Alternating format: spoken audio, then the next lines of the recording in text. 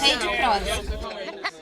Não só ele é o principal autor pelotense, como é um dos principais, se não o principal, regionalista do país. Um dos principais autores gaúchos é natural de Pelotas. João Simões Lopes Neto foi responsável por tornar parte da cultura gaúcha conhecida em todo o país.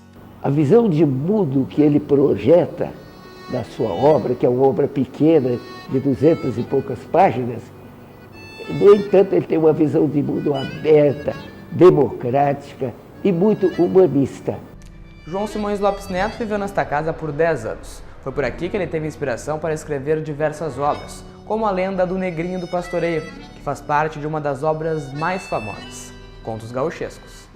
Essa foi a segunda obra do autor.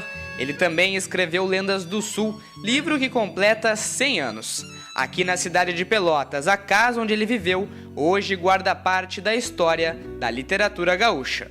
A obra dele, além de ter lindas metáforas, lindas comparações, ele recria toda a linguagem do antigo gaúcho. Além disso, as metáforas são símbolos, né?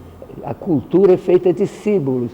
João Simões Lopes Neto nasceu em 9 de março de 1865 e deixou seu nome registrado na história.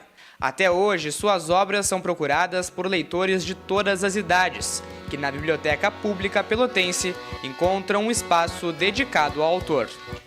A leitura do Simões Lopes pode levar o jovem a chegar a uma identidade cultural, a uma identidade própria. Além disso, o local onde ele viveu hoje conta com espaço para receber a comunidade em eventos que destacam a literatura.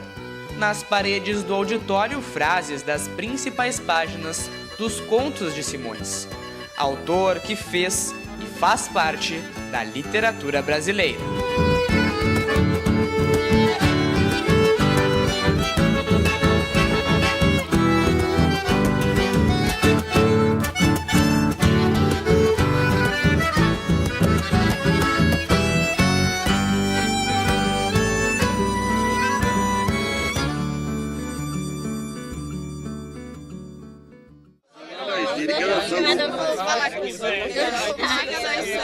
Rei de prosa.